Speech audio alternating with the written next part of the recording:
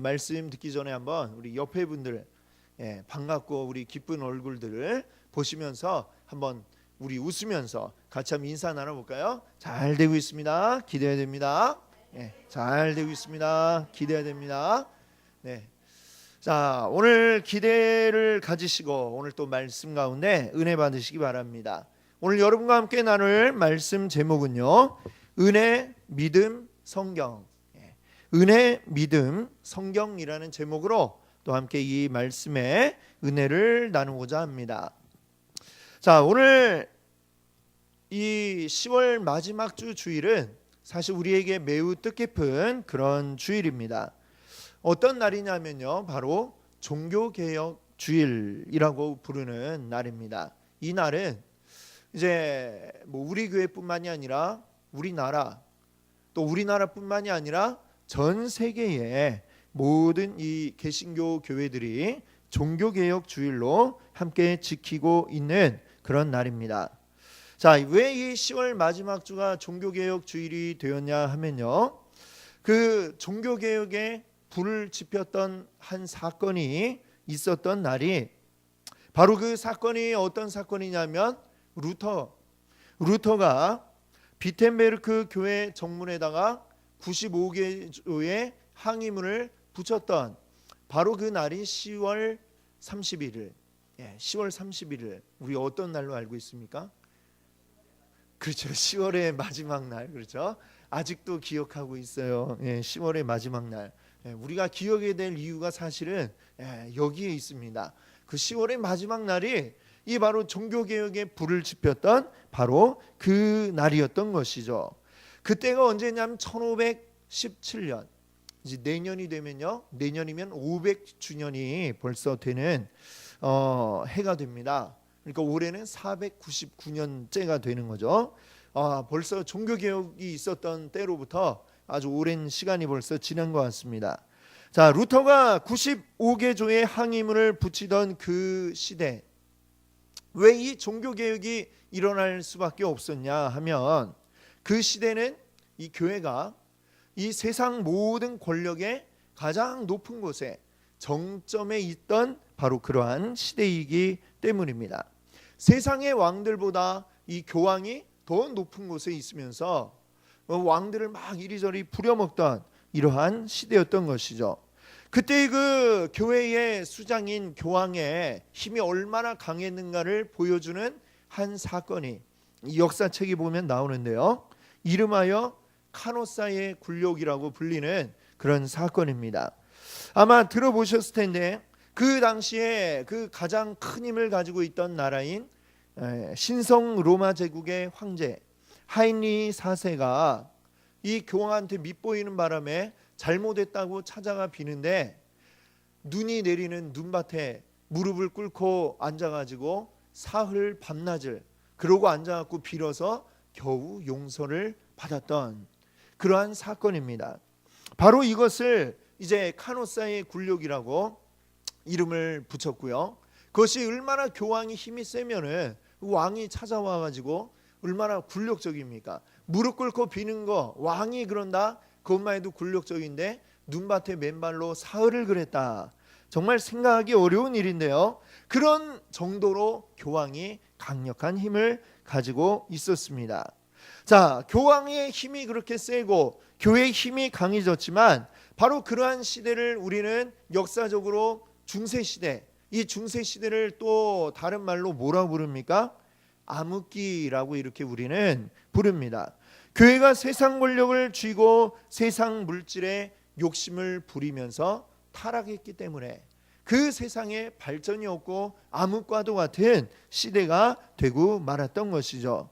이 교황의 권력이 정점으로 치닫던 그 교황 이노센트 3세, 그때에 어느 날 이 교황이 창밖을 이렇게 내려다 보니까, 자기 방에서 창밖을 내려다 보니까 꼬리에 꼬리를 물고 곡물을 쉬는 수레가 그 교회 안으로 들어오고 있는 것을 보았습니다.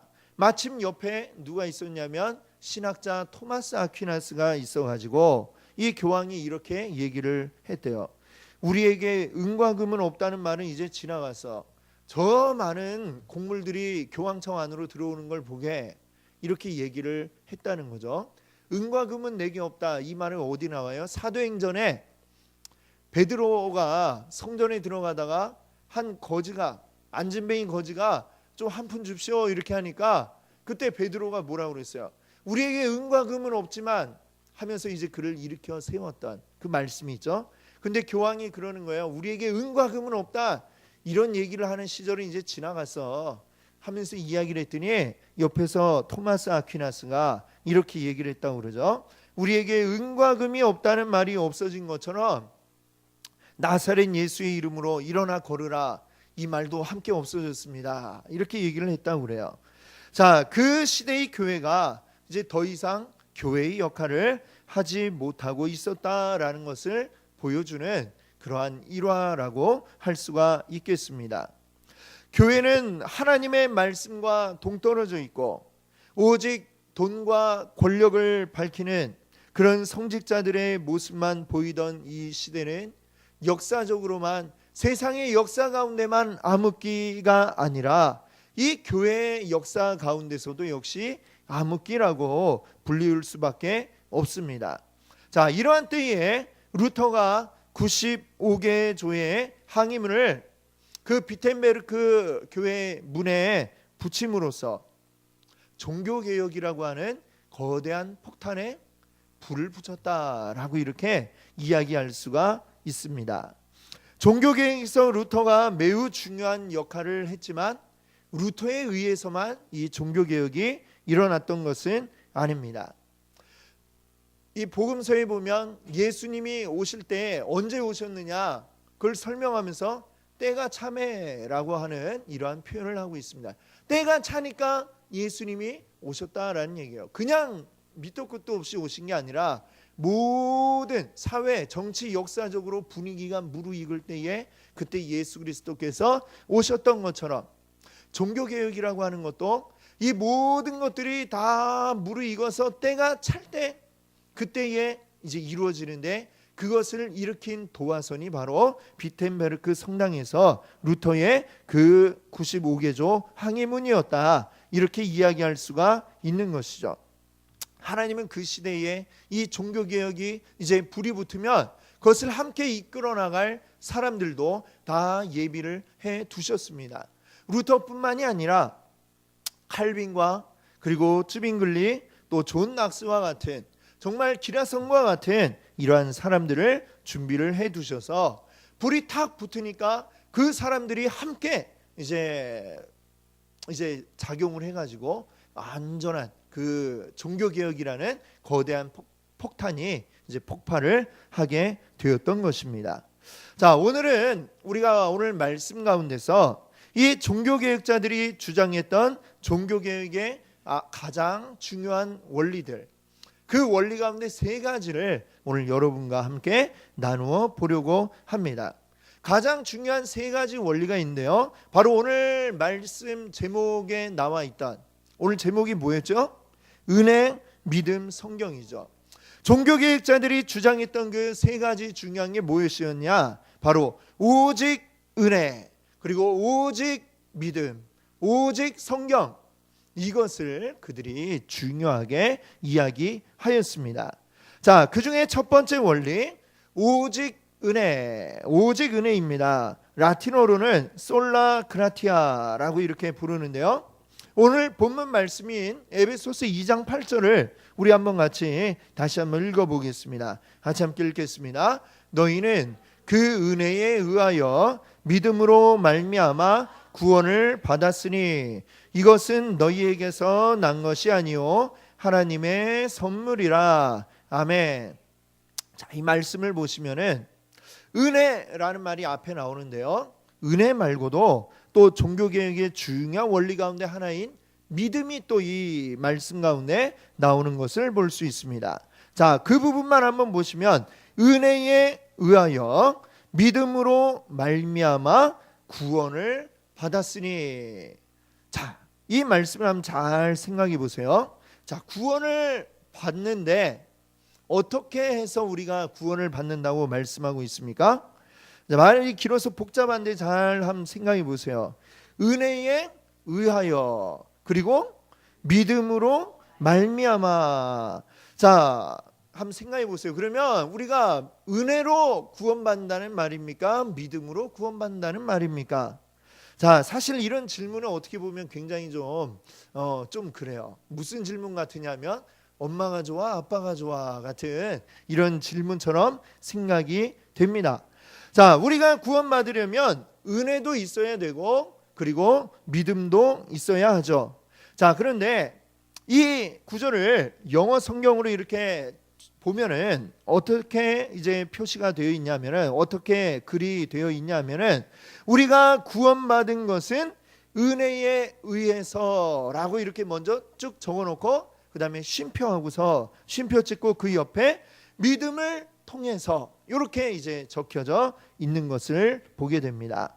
자, 은혜에 의해서 그리고 믿음을 통해서 구원을 받으니 은혜와 믿음 모두 우리 구원에 있어서 매우 중요한 것은 분명합니다만, 근데 우리가 이 둘이 다 중요하지만 그 중에 과연 무엇이 더 우선하느냐라는 것을 우리가 따져본다면 무엇이 더 먼저 있어야 되느냐? 은혜가 먼저 있어야 돼요? 아니면 믿음이 먼저 있어야 됩니까?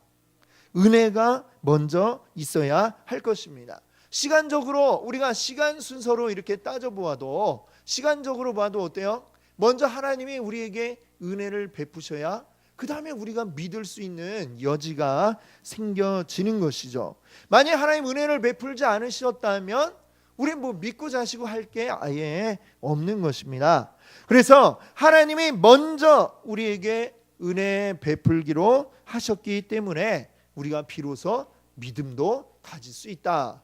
이렇게 생각해 본다면 은혜가 더 우선하구나 라는 생각을 우리가 해볼 수 있는 것이죠.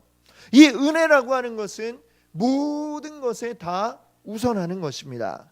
은혜는 그 어느 것보다도 더 귀하고 소중한 것입니다. 은혜는 오직 하나님으로부터만 올 수 있는 것이죠. 그래서 8절은 이렇게 이야기하지 않습니까? 8절 뒤에 보시면 이것은 너희에게서 난 것이 아니요 하나님의 선물이라. 아멘. 그렇습니다. 하나님의 은혜에 의해서 우리에게 구원이 주어지지 우리가 뭔가를 열심히 하고 뭔가 노력을 해가지고 얻을 수 있는 것이 아니다라고 이렇게 이야기하고 있습니다. 사람이 노력해서 얻으려면 도대체 무엇을 또 그것을 얼마나 한들 우리 하나님의 그 마음에 차겠습니까? 우리가 아무리 해도 하나님의 눈에 찰 수가 없다는 것이죠. 더 중요한 것은 뭐냐면 우리에게는 선한 것을 할 수 있는 능력 자체가 아예 없다라고 하는 것입니다. 로마서 7장 18절 말씀을 보니까 이런 말씀이 있어요. 한번 같이 읽어볼까요? 내 속 곧 내 육신에 선한 것이 거하지 아니하는 줄을 아노니 원함은 내게 있으나 선을 행하는 것은 없노라. 아멘. 자, 우리 안에 선을 행하고자 하는 그런 마음은 있는데 도저히 이것을 할 수 있는 능력이 우리에게 없다라고 하는 것입니다. 하나님의 은혜를 구하고자 내가 뭔가 선한 일을 해가지고 내가 한번 얻어보겠다 생각을 하고 열심히 해보아도 우리 안에는 아예 그것을 할 수 있는 능력이 이만큼도 없다라는 이야기죠. 여러분, 쌀 없이 밥을 지을 수가 있습니까? 밥을 짓는데 쌀이 없으면 안 되죠. 그러면 삼겹살 구이를 하는데 삼겹살 없이 구울 수가 있습니까? 없죠. 매운탕 하는데 물고기 없이 매운탕 끓일 수 있습니까? 없죠. 마찬가지로 우리가 하나님 앞에 선한 일을 하고자 할지라도 우리 안에 선한 일을 할 수 있는 어떤 재료도 우리 안에 들어있지가 않다라고 하는 사실을 우리가 알아야 됩니다.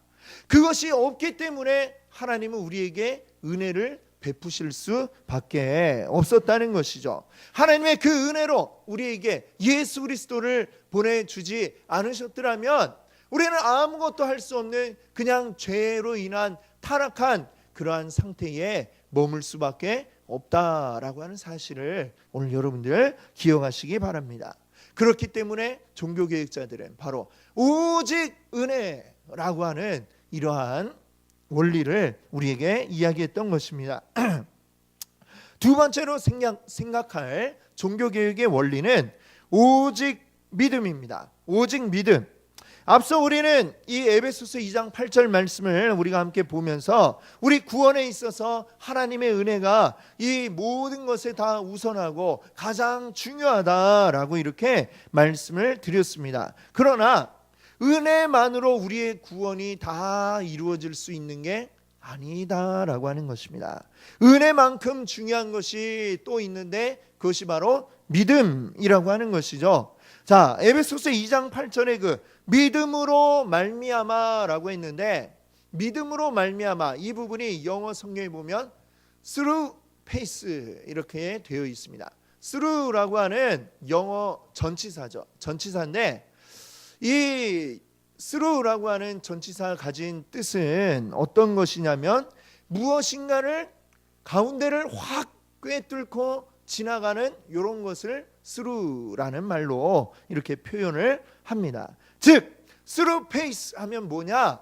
이 믿음을 관통해서 뚫고 지나가야 그래야 구원을 받는다라고 에베소서 2장 8절 9절이 말씀하고 있는 것입니다. 자, 그러면 이 믿음을 통해서만 이 믿음을 관통해야 우리가 구원을 받을 수 있다 그랬는데 그럼 이 믿음은 무엇입니까? 믿음이 뭔지를 또 우리가 알아야 되겠죠. 그냥 믿는 거지 뭐 이렇게 이야기하면 너무 간단해서 이걸 다 설명하기가 어려운데 자, 믿음을 우리가 간단히 이야기하자면 하나님이 우리에게 주신 선물, 은혜로 우리에게 선물을 주셨잖아요. 그 선물을 감사합니다 하고 이렇게 받는 것, 이게 믿음입니다. 여러분, 누가 우리에게 선물을 주면 어떻게 해야 돼요? 받아야죠. 근데 요새 김영란법 이런 것 때문에 헷갈려하는 분들이 있는 것 같아요. 내가 받아도 되나? 이렇게 생각하고 우리 여기 계신 분들은 하나님이 우리에게 선물을 주시면 그거는 받아도 됩니다. 김영란법에 저촉이 전혀 되지 않기 때문에 왜냐하면 하나님이 우리한테 뭐 청탁하려고 선물을 주시는 게 아니잖아요, 그렇죠? 우리한테 뭐 잘 보이려고 주시는 게 아니니까 하나님이 우리를 너무 사랑하셔서 그냥 주시는 선물이 이 구원이기 때문에 우리가 받아야 하는 줄로 믿습니다. 아멘. 자, 이 믿음을 좀 더 구체적으로 설명하고 있는 말씀이 있어요. 히브리서 11장 6절 말씀인데 자, 이 말씀도 한번 같이 한번 보겠습니다. 같이 한번 읽겠습니다. 믿음이 없이는 하나님께 나아가는 자는 반드시 그가 계신 것과 또한 그가 상 주시는 이심을 믿어야 할지니라. 아멘. 자, 이 말씀을 보면 우리가 믿어야 할 것, 무엇을 믿어야 되느냐, 우리 믿음이 어떤 것으로 되어 있느냐, 두 가지를 이야기하고 있습니다. 자, 그 두 가지가 뭐냐? 첫 번째는 그가 계신 것과, 그렇죠? 그가 계신 것, 그 하나님이 계신 것을 믿어야 된다. 우리 믿음의 대상 하나님이 계시다라고 하는 사실을 믿지 않으면 그 뒤에 아무리 좋은 얘기를 해봐야 무슨 소용이 있습니까? 제일 중요한 건 하나님이 계시다라는 걸 믿어야 우리의 믿음이 성립이 되죠. 그렇지 않습니까? 예, 그렇습니다. 하나님이 계시다는 그 사실의 기초에서 하나님이 이 세상 모든 만물을 창조하셨고 그 하나님이 바로 나를 만드셨고 그 하나님이 만드신 나 너무 사랑하셔가지고 나를 위해 예수 그리스도까지도 보내주셨다라고 하는 이 사실, 그 모든 것을 하나님이 하셨다라는 이 사실, 그 하나님이 계시다라는 것을 믿어야 그 다음에 우리의 모든 그 이후의 이야기들이 진행이 될 수 있는 것입니다. 우리가 먼저 믿어야 할 것 뭐라고요? 하나님이 계시다는 것, 이거 믿으시는 여러분인 줄 믿습니다. 자, 그 다음에 두 번째로 무엇을 믿어야 된다라고 이야기합니까?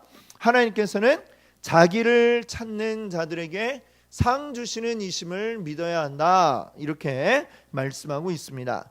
자, 하나님이 우리에게 상을 주신대요. 여러분 상 받으면 좋죠? 예, 좋죠. 상 싫어할 사람이 누가 있습니까? 자, 근데 하나님이 우리에게 주시는 이 상이 무엇일까요?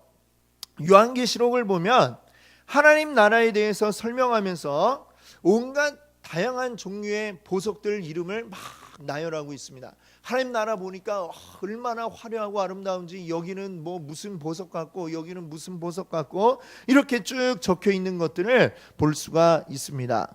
그러면 우리가 나중에 하나님 나라 딱 갔을 때에 우리는 정말로 그 보석들을 거기서 보게 될까요? 어떻게 생각하세요? 예, 그 보석이 깔려 있느냐? 예, 우리가 이름도 잘 처음 들어보는 낯선 보석들이 있느냐? 저는 아닐 거다라고 생각을 합니다. 왜냐하면 요한계시록이 지금 요한계시록이 적은 것은 뭐냐? 사도 요한이 이제 그 계시 가운데 하나님 나라 모습을 봤잖아요. 보면서 아마 이 요한이 입이 쩍쩍 벌어졌을 것 같아요. 우와 우와 하면서 이렇게 여기를 봐도 우와, 저쪽을 봐도 우와, 너무 아름답고 너무 좋으니까 그냥 아마 우와 이 말밖에 할 수가 없었을 것 같습니다. 너무 아름다운 이 모습을 이제 글로 적어서 표현을 해야 되는데 우와 우와라고 계속 적을 수도 없고, 그렇죠? 이걸 뭐라고 설명을 해야 될까 굉장히 고민을 했을 것 같아요. 그 요한이 근데 이 고민을 하면서 그래 내가 본 것 중에 제일 아름답고 화려한 게 뭐였는가, 이것들을 이제 생각하면서 아름다운 보석들, 반짝반짝 빛나는 아름다운 보석들을 이제 거기에다가 이제 이제 갖다 이제 적용을 해가지고 그렇게 설명을 한 것일 것입니다. 아마 하나님의 나라는 우리가 이 땅에서 보는 그런 보석들, 무슨 뭐 100캐럿짜리 다이아몬드 이런 거보다도 더 반짝반짝 빛이 나고 아름다운 그런 곳이 우리 하나님 나라일 줄로 믿습니다. 아멘. 다만 이제 요한은 그것을 설명하려다 보니까 이제 그렇게 설명을 한 거예요. 그럼 우리가 그 하나님의 나라에 가게 되면 우리가 지금 생각하는 어떤 상이라고 하는 거, 여러분 어떤 상을 기대하고 계십니까? 하나님이 내가 거기에 가면 열심히 수고했으니까 내가 상으로 자 로또 1등 한 거에 100배만큼 너에게 줄게 하면서 뭐 한 100억 뭐 이렇게 주신다 이러면 기쁘겠습니까? 네. 자 하나님 나라에 가면 이 땅에서는 100억은 굉장히 크고 값진 돈이지만 하나님 나라에서는 100억이 아무 소용이 없어요. 왜? 그 100억 주고 뭐 살 수 있는 데도 없고, 하나님 나라에 무슨 구멍가게가 있어요? 백화점이 있어요. 거기 루이비통이 있을까요? 네. 하나님 나라에는 그런 것이 없습니다. 이 세상에서 우리가 귀하게 여겼던 것들이 거기에서는 아무 소용이 없어요. 거기에 있는 굴러다니는 돌 하나도 이 땅에 있는 다이아몬드보다 훨씬 더 아름답고 귀하고 그런 것들입니다. 그러니까 우리가 생각하는 어떤 상이라고 하는 거, 우리가 이 땅에서 생각하는 어떤 가치로 생각하는 상들이 사실 하나님 나라에서는 다 소용이 없는 것들이다라고 하는 것이죠. 자, 그러면 하나님이 우리에게 주시는 그 상, 우리가 과연 무엇이겠느냐? 사실 우리가 상상할 수 없는 것들이고 우리가 다 말로 표현할 수 없는 것들이지만 그 상 중에 상, 가장 중요한 것은 바로 그곳에 우리가 가 있는 것, 이게 우리에게 가장 큰 상인 줄로 믿습니다. 아멘. 우리가 여기에서 볼 수 없었던 그 아름다운 것들을 누리며 사랑할 수 있게 해주시는 게 이게 가장 큰 상이겠죠.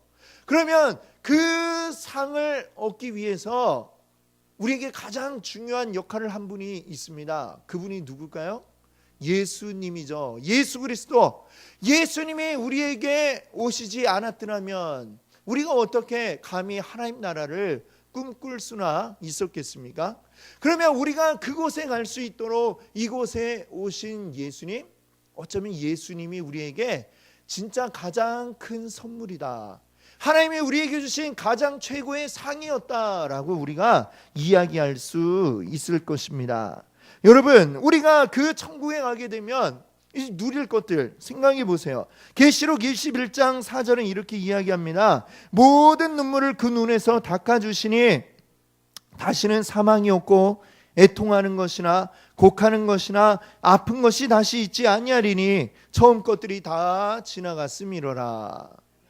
우리 저 하늘에는 눈물이 없네, 뭐 이런 찬양도 있잖아요, 그렇죠?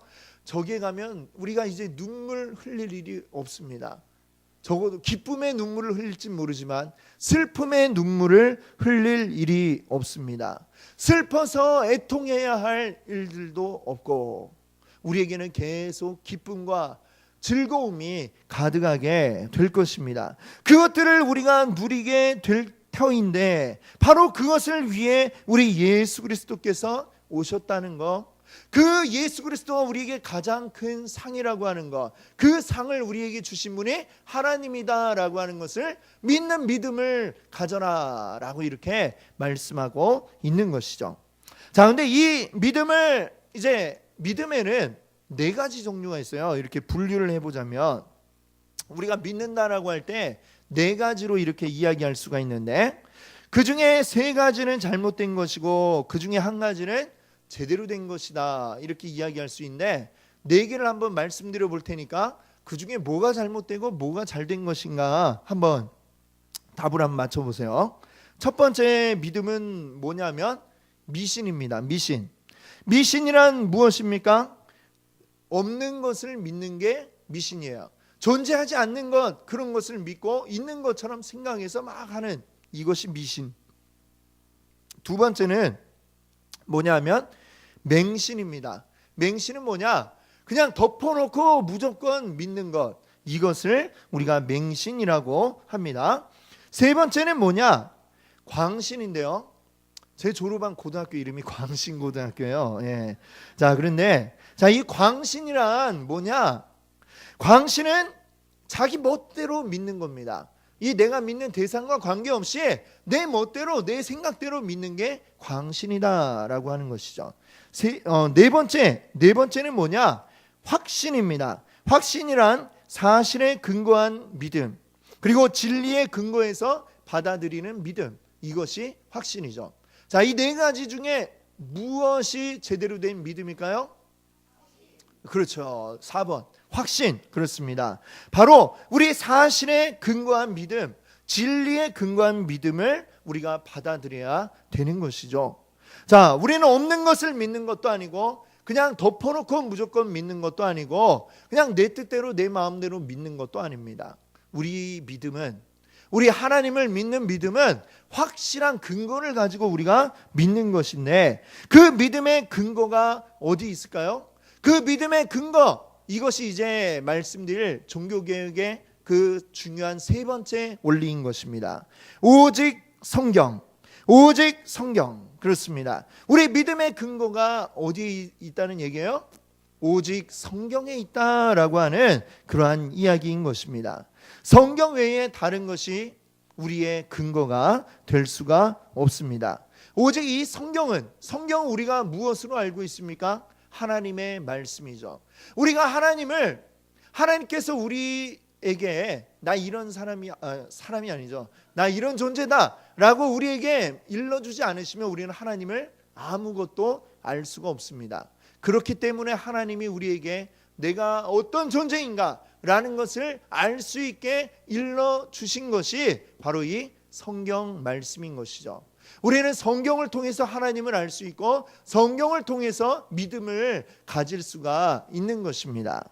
자, 그런데 우리가 알다시피 이 종교개혁이 일어나기 이전에 그 교회에서 공식적으로 보던 성경은 무엇이었냐면은 라틴어로 된 성경만 보았습니다. 근데 라틴어는 그 시대에 일반적으로 사람들이 쓰던 말이 아니라 이미 사람들에게서는 사라져버린 옛날 고대 언어가 되었던 것이죠. 그러니까 이 라틴어는 성경 속에, 책 속에만, 글로만 존재하는 언어였습니다. 자, 그것을 전문적으로 이제 교육을 받은 사람만이 성경을 읽을 수가 있었던 것이죠. 그래서 그 시대에는 사제들만이, 사제들만이 오랜 기간 동안 고도의 이 라틴어 교육을 받아가지고 그들만이 성경을 읽을 수가 있고 거기에 대해서 이야기할 수 있는 권한을 가지고 있었습니다. 자, 그것을 일반인들은 도저히 읽을 수가 없었어요. 여러분, 우리 조선시대에도 세종대왕이 무엇을 하셨습니까? 한글을 만드셨잖아요. 한글을 만드신 이유가 뭔지 아세요? 자, 그 조선시대에 과거 시험은 양반만 볼 수 있는 게 아니라 사실은 모든 백성들이 다 볼 수가 있었습니다. 근데 우리는 어떻게 생각해요? 양반만 볼 수 있었던 것처럼 생각하잖아요.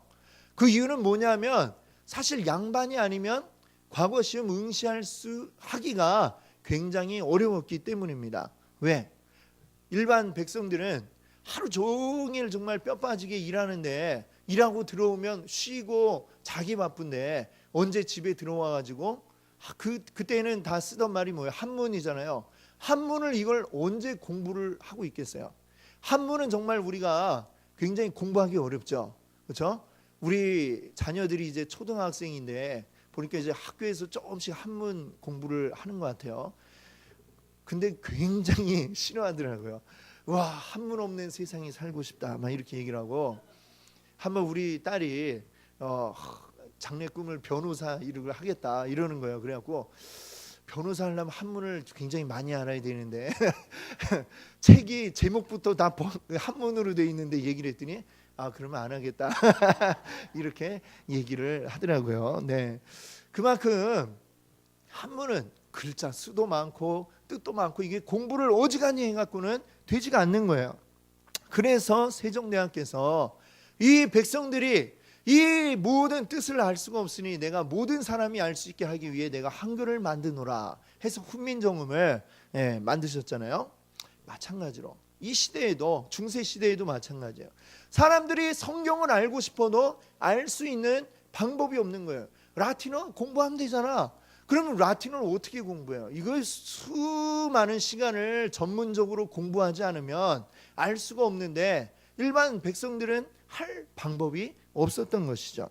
그러니까 사제들만, 그 공부에 시간과 돈을 투자할 수 있는 사람들만 이 성경을 읽을 수 있도록 이렇게 딱 해가지고 자기들만 어떤 권력을 독점하는 이런 일들을 중세시대에 하고 있었던 것이죠.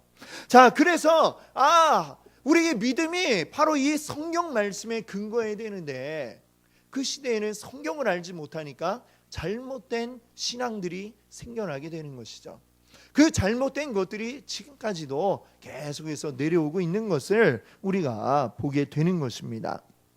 그래서 종교개혁자들이 종교개혁을 주장하고 가장 먼저 했던 작업이 뭐냐면 바로 성경을 번역하는 것이었어요. 성경을 자기 나라 말로 번역을 해서, 루터는 독일에 사니까 독일 말로 번역을 하고, 영국 사람은 영어로 번역을 하고, 이렇게 계속 번역을 해서 때마침 아까 우리 예수님이 오실 때 어떻게 오셨다고 그랬어요? 때가 참에 오셨다라고 그랬죠. 종교개혁도 어때요? 때가 참에 딱 이루어진 게 정말 확실한 것이, 어떻게 딱 그 무렵에 이럴 줄 알고 어떻게 하셨어요? 바로 인쇄술이 그때 이제 그 유럽에 개발이 되지 않았습니까? 구텐베르크에 의해서 인쇄술이 개발이 딱 되었는데 종교개혁이 딱 마침 일어나니까 막 번역을 해가지고 인쇄를 해가지고 대량으로 이 성경책을 찍어내서 출판을 해서 사람들에게 보급을 하게 되었습니다. 그러니까 사람들이 이제 비로소 이 말씀을, 하나님의 말씀을 비로소 읽고 내가 믿는 하나님이 이런 하나님이구나 라는 것을 비로소 알게 되었다라고 하는 것입니다. 우리가 지금 읽고 있는 이 성경이 그만큼 참 귀하다는 사실을 우리가 기억해야 하겠습니다. 옛날에 이 성경 읽고 싶어도 읽을 방법이 없었다니까요. 근데 이제는 어때요? 성경 읽기가 얼마나 쉽습니까? 우리말로 그냥 너무나 자연스럽게 이렇게 다 되어 있고, 이 성경을 굳이 들고 다니기 힘들다면 여러분 스마트폰에서도 얼마든지 다니면서도 볼 수 있고, 앉아서도 서서도 누워서도 다 볼 수 있는 그런 시대에 우리가 살고 있다는 건, 이것은 정말 엄청난 여러분의 복이다라는 사실을 여러분들 기억하시기 바랍니다. 이 성경이 정말 제대로 가치를 발휘하려면 우리가 읽어야 됩니다. 이걸 읽을 때 이 읽음으로써 우리의 믿음이 근거를 가질 수 있게 되는 거예요. 그 근거를 가지시는 여러분 되시기 바랍니다. 오늘 종교개혁주의를 맞이해서 우리 종교개혁에 가장 중요했던 세 가지 원리를 말씀드렸습니다. 첫 번째는 무엇이었어요? 오직 은혜였죠. 하나님이 먼저 우리를 사랑하셔서 은혜를 베풀어 주셨기 때문에 우리가 구원에 이르게 되었다라고 하는 것입니다.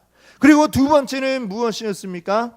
오직 믿음입니다. 하나님이 우리에게 주신 은혜를 우리가 받아들이는 것, 하나님이 주신 선물을 감사합니다고 받는 것, 이게 곧 믿음이다 이렇게 말씀드렸죠. 세 번째는 오직 성경입니다. 오직 성경. 우리 믿음에 근거가 있습니다. 근거. 우리의 믿음은 근거 없는 믿음이 아니라 근거가 분명하게 있는 믿음이에요. 바로 하나님의 말씀 성경입니다. 이 성경이 우리에게 모든 것, 우리 구원에 관한 모든 것, 하나님에 대한 모든 것을 알려주고 있습니다. 이 세 가지, 은혜, 믿음, 성경, 이 세 가지는 우리 믿음의 생활, 신앙 생활을 해나가는 데 있어서 반드시 있어야 할 것들입니다. 이 세 가지가 제대로 되지 않을 때에 하나님은 종교개혁이 일어나도록 하셨습니다. 오늘날도 이 세 가지가 우리에게 제대로 이루어지지 않는다면 또다시 우리는 개혁되어져야만 할 것입니다. 그만큼 우리 신앙의 가장 중요한 건 바로 이 세 가지, 은혜, 믿음, 성경인 것입니다. 이 세 가지를 우리 늘 기억하시는 여러분 되시기 바랍니다. 그리고 이 세 가지의 가치를 우리 지켜나가면서 온전히 하나님 나라를 향하여 끝까지 달려가시는 우리 귀한 성도님들 되시기 바랍니다. 기도하겠습니다.